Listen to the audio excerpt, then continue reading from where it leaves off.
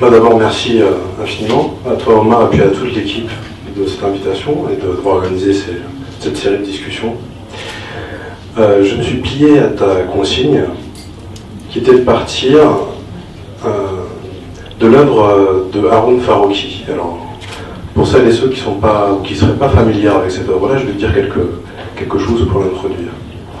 Haroun Farroukhi, c'est un Allemand, un vidéaste, un cinéaste, qui a travaillé beaucoup, pas seulement, mais beaucoup, sur les images de guerre. Avec une question centrale, qu'on pourrait résumer de cette manière-là.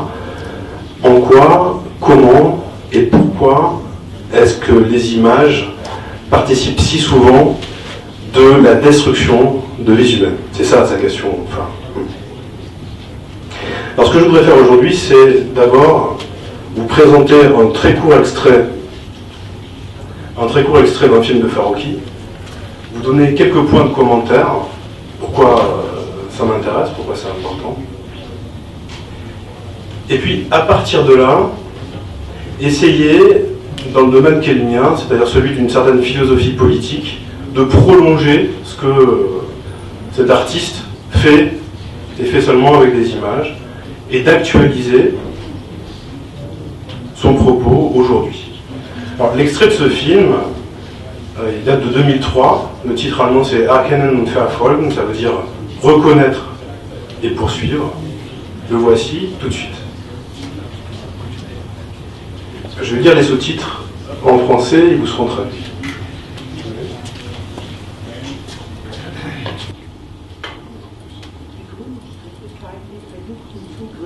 Der Bildverarbeitung an.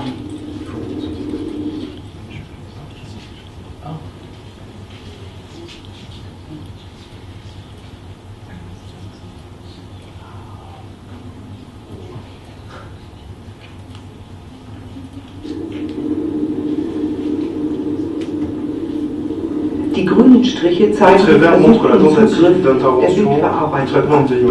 Eine Linie wird Lorsqu'une ligne est trouvée, elle est renforcée pour vérifier si elle correspond avec le modèle stocké.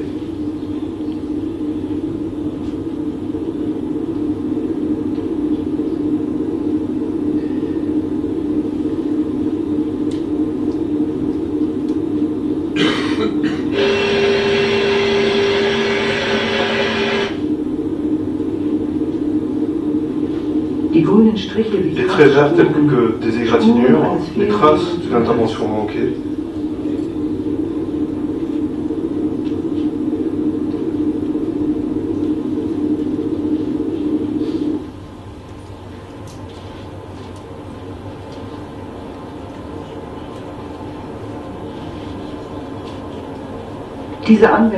Dans cette simulation, on voit la silhouette d'un modèle d'avion qui vacille à travers l'image jusqu'à ce qu'elle soit superposée à l'objet recherché.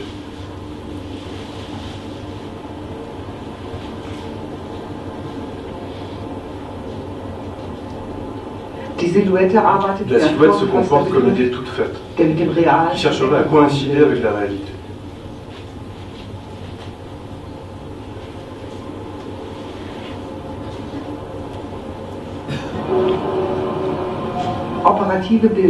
Images opérationnelles, la façon dont elles perçoivent est rendue visible. L'acte d'identifier, de reconnaître, de poursuivre.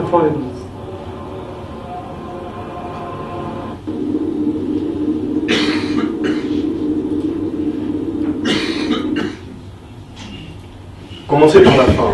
Vous avez dans cet extrait-là une notion centrale, vous l'avez vu, notion de image opérationnelle. Ça, c'est le concept de Farroukhi.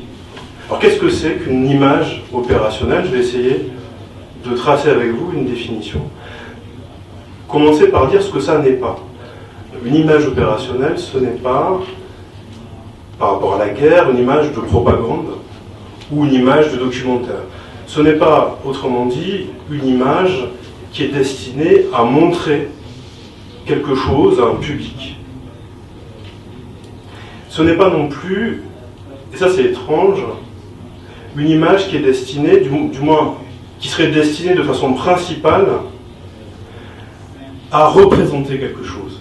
Une image opérationnelle, ce n'est pas quelque chose, ce n'est pas une image qui sert à montrer, ni une image qui sert principalement à représenter, mais une sorte, un type d'image qui sert à agir, à intervenir sous la forme d'une opération.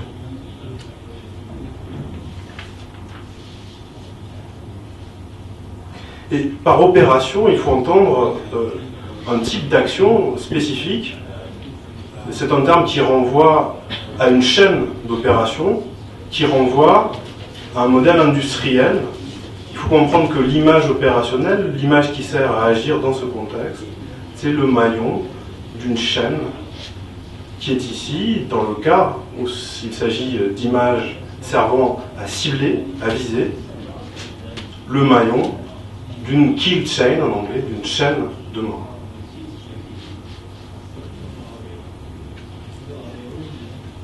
Alors, qu'est-ce qu'on voit dans ce court film? Ce sont des images prises d'un centre de recherche militaire. Elles sont anciennes, elles ont déjà 10 ans. Il s'agit d'une expérimentation sur le traitement automatique d'images. Il s'agit d'automatiser une opération fondamentale qui est la reconnaissance. Est-ce qu'on peut, par des machines, reconnaître des objets dans des images? Et c'est ce que vous voyez là. Alors, qu'est-ce que c'est que cette opération-là, de manière générale cette fois-ci, la reconnaissance? Qu'est-ce qu'on fait quand on reconnaît quelque chose?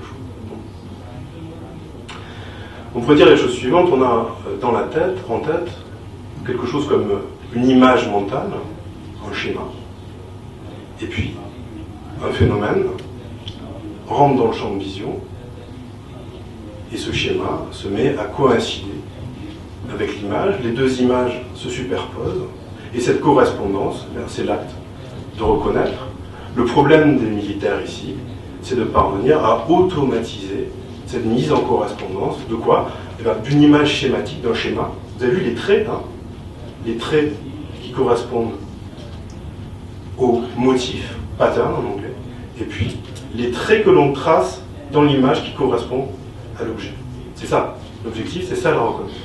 Très important, vous voyez, c'est que la méthode, pour le dire de la manière la plus générale possible, elle se fonde sur un procédé de ramener de l'inconnu, des phénomènes des images, à du connu, leur chaîne. Et quand on fait ces deux choses-là, c'est-à-dire quand on fait coller l'image capturée dans le réel et le schéma qui lui préexiste, alors on reconnaît un motif. D'où la définition que Farocki donne de l'image opérationnelle. Il en donne plusieurs, mais celle-ci est une définition plus étroite. On lui demande quels sont les types d'images qui jouent un rôle actif dans la guerre aujourd'hui. Et il répond, bon, il y a des images opérationnelles. Elles ne servent plus désormais seulement à décrire quelque chose, mais on s'en sert comme des instruments de pattern recognition, c'est-à-dire de reconnaissance de motifs. Et c'est ça sa définition de l'image opérationnelle.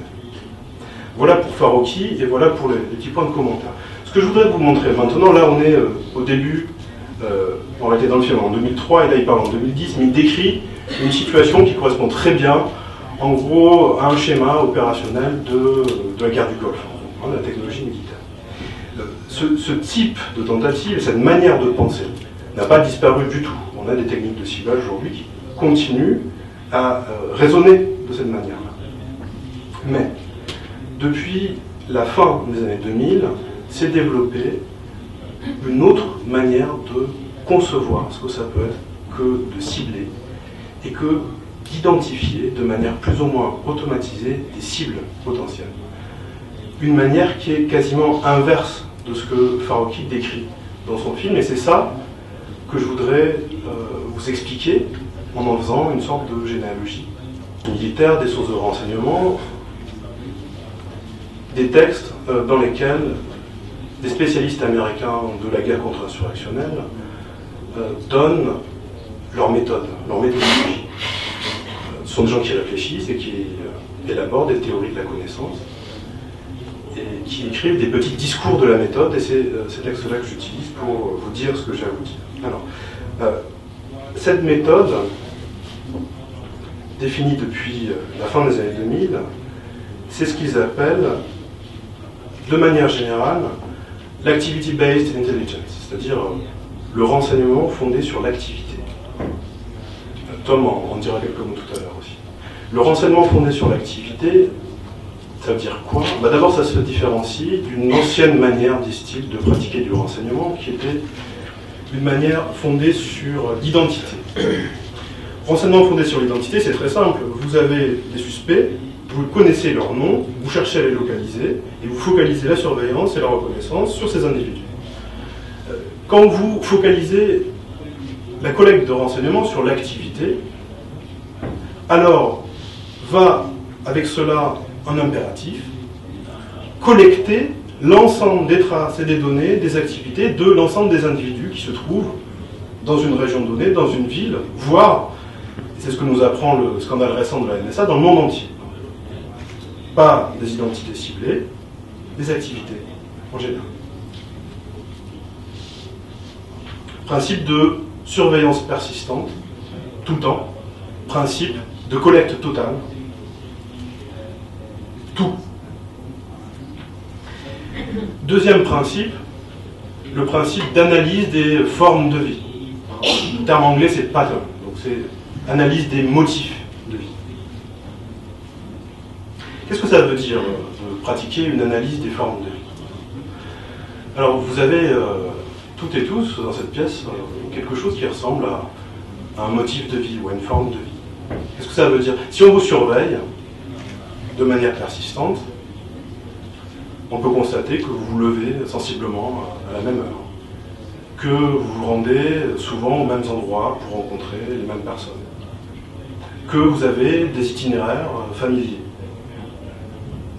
Et l'ensemble de ces données, de ces informations, on peut les synthétiser et en faire des dessins, en faire des graphes, des graphiques. Une forme, il faut le prendre ici, ce terme-là, dans un sens tout à fait littéral, ce sont des formes que l'on peut dessiner.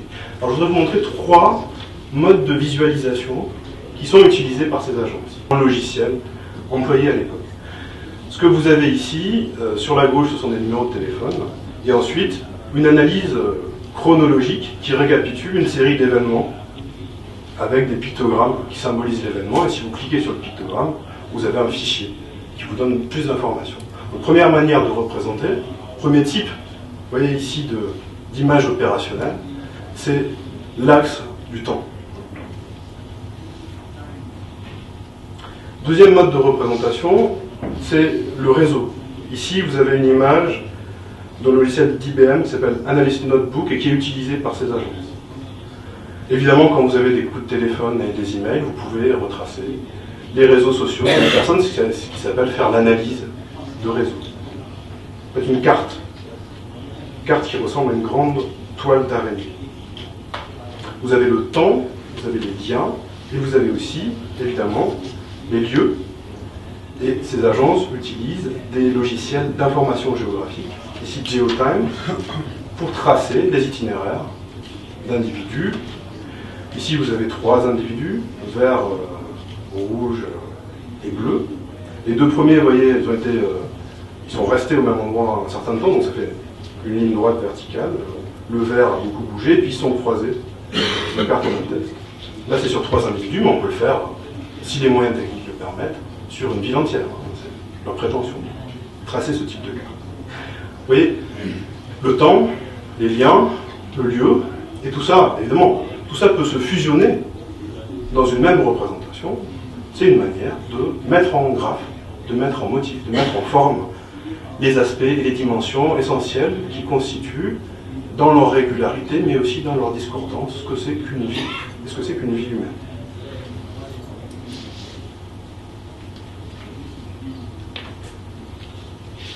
Ce qu'on peut faire avec un individu, c'est tracer aussi, c'est une proposition de schématisation qui est donnée par un chercheur dans ce domaine.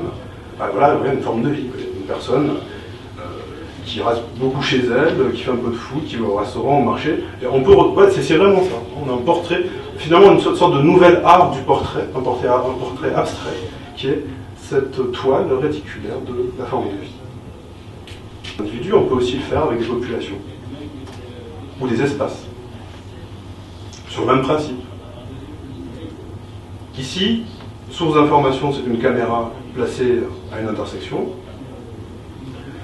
On trace en temps réel les différents trajets des véhicules. Et puis, vous voyez, on peut accumuler, se faire se surimposer finalement ces trajectoires. Et elles s'épaississent, elles font des traits plus épais. Et ces motifs, ces dessins, ils évoluent avec un rythme particulier, de manière typique, dans une journée. On peut dessiner, tracer, faire ce qu'on appelle une rythme analyse des pulsations et des déplacements de la vie sociale. Là, c'est un carrefour, mais ça peut se faire à l'échelle d'une ville entière. Une question, en quoi ceci diffère-t-il du film de Farocki qu'on a vu tout à l'heure? Alors évidemment, il y a des similitudes. On retrouve les traits, l'idée d'un tracé, faire des schémas. Mais il y a aussi des différences importantes.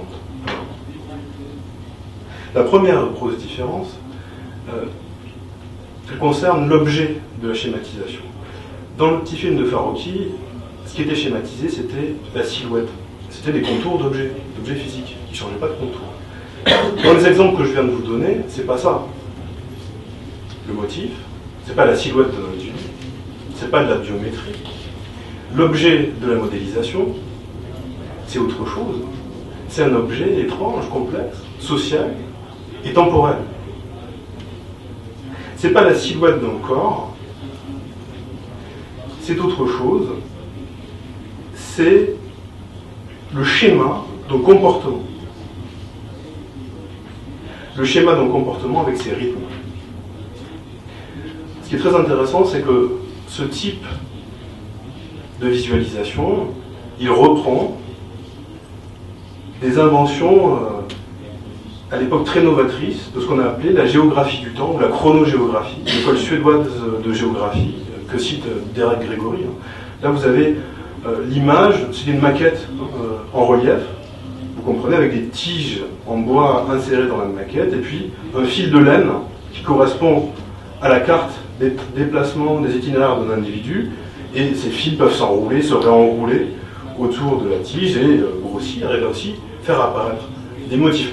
Pour ces géographes suédois des années 50 et 60, il s'agissait d'étudier les temps de trajet, domicile-travail, par exemple, pour transformer la vie, pour des fins d'aménagement urbain. Aujourd'hui, évidemment, ce type de motifs servent à définir, à voir émerger des cibles. Comment est-ce que vous pouvez essayer de repérer des cibles avec ce type de dessin et de tracé? Alors, quand vous lisez les textes de méthode dont je vous ai parlé, il y a deux réponses à cette question. Une première réponse qui commence à être modulée ou modifiée, même si elle demeure, avec un déplacement vers une seconde. La première réponse, elle consiste à dire, si vous tracez ces dessins de vie, vous pouvez repérer, c'est ça l'espoir, ce qu'ils appellent des signatures. Des signatures de comportement. Signature de comportement, on ne comprend pas très bien ce que ça signifie, ce que ça veut dire. C'est l'idée, par exemple, dans le contexte de la guerre contre le terrorisme, ouvrez et fermez les guillemets, la prétention, c'est de pouvoir, par analyse des patterns, des motifs de vie, repérer un motif de vie qui vous désigne, par correspondance, comme une vie terroriste, une cible à abattre. Alors ce qui est intéressant, c'est d'où vient ce vocabulaire-là, quelle est la généalogie de ce vocabulaire de la signature. Quand vous lisez ces gens-là, ils vous disent en gros, ce n'est pas si nouveau. Ce n'est pas si nouveau, ça a une assez longue histoire. Là, c'est une citation de Joan Poindexter, qui est l'un des architectes de l'ancêtre du programme de surveillance de la NSA, en 2002. Et ce qu'il dit, c'est ce qu'on est en train de faire, c'est de mettre en place un système qui est analogue d'une certaine manière au problème de la guerre sous-marine. Problème qui consistait à trouver des sous-marins dans un océan de bruit nous devons de même découvrir des terroristes dans un monde de bruit. C'est une forme de guerre de basse intensité et de faible densité, mais dans laquelle on trouve des signatures informationnelles.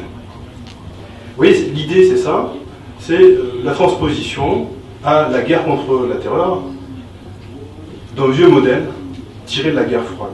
Alors c'était quoi l'idée de la guerre sous-marine? Le problème, d'abord ça commence avec un problème très simple, c'est détecter des sous-marins soviétiques. On ne les voit pas, ils sont sous l'eau. Comment est-ce que vous arrivez à détecter de l'invisible? La solution qui a été trouvée, c'était ce qu'on ne peut pas voir, on peut l'entendre. Il s'agissait d'écouter et en réalité de voir avec ses oreilles. Au début des années 50, les Américains installent des bases d'écoute avec des hydrophones dans les océans. Et ces grosses machines, des Loeffler-Graham Writers, des machines à écrire. Loeffler, ça veut dire, c'est le code de ces basses fréquences. Elles sont comme des électrocardiogrammes avec un stylet qui bouge et qui trace des points et des lignes. Et ces rouleaux de papier sont lus en permanence par ce qu'on appelait des techniciens de l'océan, assez joli nom, qui étaient capables de lire des formes. De quoi faire? Eh bien, d'opérer un tri, mais un tri visuel, parce que c'est un phénomène de visualisation du son, de conversion en image du son, de trier entre ce qui était de l'ordre du bruit et de ce qui était de l'ordre de l'information. Ça, c'est un paradigme cybernétique. Pour voir émerger la signature, mais signature, vous voyez, ça, c'est une métaphore très concrète. La signature, c'est un tracé sur la feuille, la signature du sous-marin soviétique. Enfin, aujourd'hui, ou du moins dans une première phase, ce que les initiateurs des grands programmes de surveillance par collecte de données ont voulu faire, et c'est assez délirant en fait, c'est l'équivalent de ça. C'est la transposition du modèle d'écoute des océans pour trouver des sous-marins soviétiques, mais à l'échelle de la planète et pour trouver des formes de vie terroristes. On a là un projet totalement stupéfiant. Et la question qui se pose évidemment, c'est quel bruit, quel son ça fait un terroriste. Et certainement pas le même son qu'un moteur diesel de sous-marin soviétique. Et là vous avez une contradiction énorme, une critique interne de la part de techniciens, de spécialistes qui prennent position pour dire ça ne marchera pas. Ça ne marchera pas parce qu'il n'y a pas quelque chose comme une signature de comportement terroriste ou insurgé. On ne pourra pas en trouver. Et ce qu'on aura à la place, c'est un phénomène de saturation de faux positifs. Le système d'écoute et de surveillance ainsi conçu va être totalement engorgé par des suspects qu'on ne pourra pas traiter dans leur masse.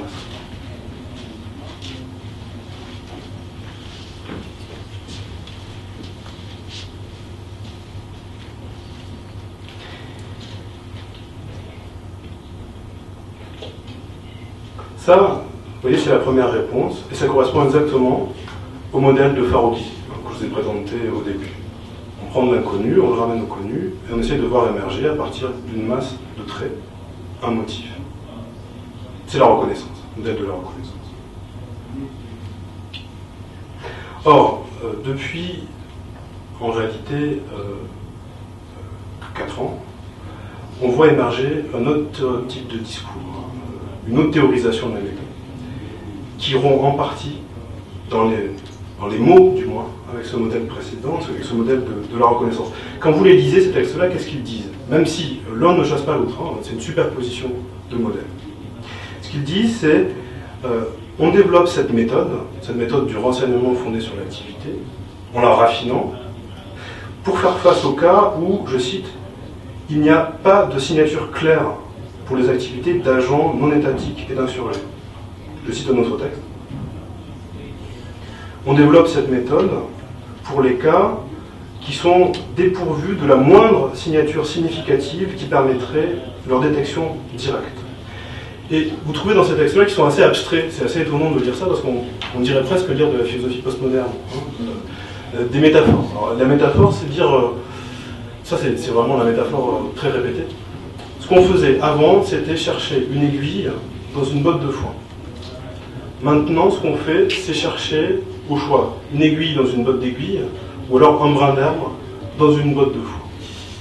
Et alors, il dit d'autres choses. Il dit, avant, ce qu'on cherchait, c'était des inconnus connus. Et maintenant, on a développé une méthode qui va nous permettre de chercher des inconnus inconnus, des inconnus au carré, en quelque sorte. Bon, on n'y comprend pas grand-chose quand on dit ça. Qu'est-ce que ça signifie? Avant, on cherchait des inconnus connus.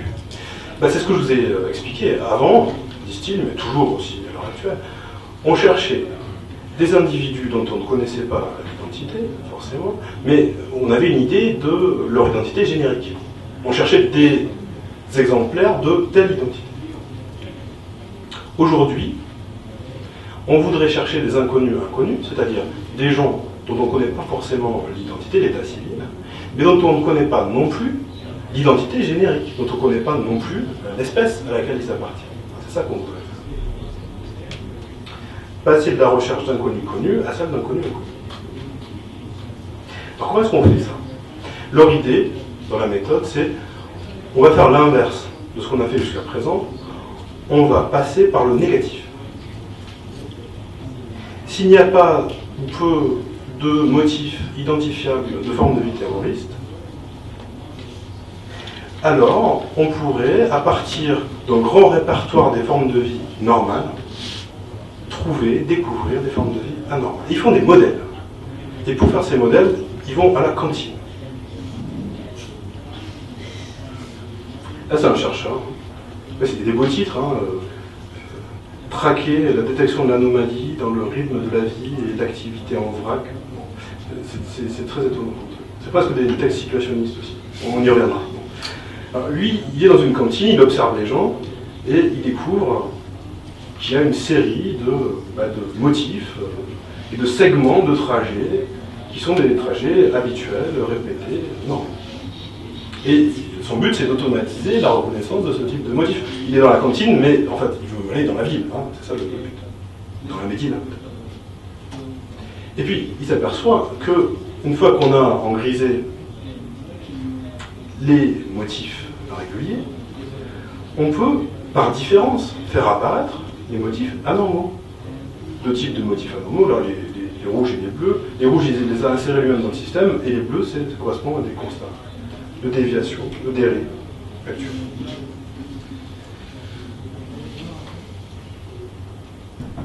Ces gens-là n'ont aucune théorie positive de ce que c'est qu'une vie normale.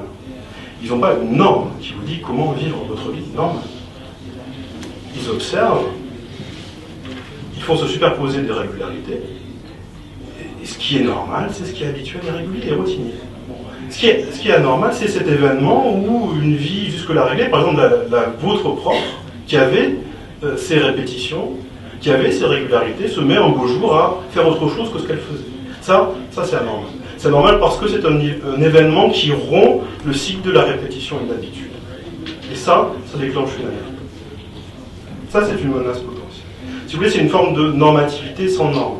Une forme de normativité sans norme positive de ce que c'est que la normalité. Et c'est simplement cette réadaptation possible, toujours, à la régularité de la répétition. De géographie urbaine des années 50, une carte de Paris, sur laquelle vous voyez les trajets accomplis pendant un an par une jeune fille du 16e arrondissement. Et ces trajets ressemblent beaucoup aux images que je vous ai montrées. Donc, ce qui est très intéressant, c'est que cette image-là, elle est citée par Debord dans sa théorie de la dérive. Elle est citée par lui, évidemment, comme une figure absolument repoussoire. Il écrit ces parcours, il parle des parcours de la jeune fille, ces parcours dessinent un triangle de dimension réduite, sans échapper, dont les trois sommets sont l'école des sciences politiques, le domicile de la jeune fille et celui de son professeur de piano. Vous voyez le triangle. Et il continue. Il n'est pas douteux que de tels schémas, exemple d'une poésie moderne susceptible d'entraîner de vives réactions affectives, dans ce cas l'indignation qu'il soit possible de vivre de la sorte. Il continue, mais ce qui m'intéresse, c'est ça. C'est-à-dire qu'il opérait un détournement, évidemment, un détournement d'une objectivation cartographique d'une vie, mais aussi par cet enfermement dans ce triangle principal de ce que c'était que l'espace vécu d'une ville, de ce qui était découpé dans cet espace-là, depuis le point de vue de la répétition des cycles routiniers de la vie de la jeune fille, pour en faire deux choses. Premièrement, la possibilité d'une poésie moderne étrange, et puis deuxièmement, la racine d'un sentiment de scandale et d'indignation. À l'opposé de cela, il fallait, au contraire, dériver. Bon, eh bien, je crois que, d'une certaine manière, ceux qui aujourd'hui élaborent les méthodologies du renseignement opèrent en détournement inverse, en détournement du détournement. Tracer des régularités, avoir les formes de la routine pour cibler les dérives. La cible, vous voyez ici, c'est l'inverse de ce que Farocki pouvait documenter dans son film. La cible, c'est désormais le trait vert et pas le trait rouge. La cible, c'est l'image qui se met soudainement à ne pas correspondre à sa propre image. La cible, c'est ce qu'on ne reconnaît pas, c'est ce dont on n'a pas encore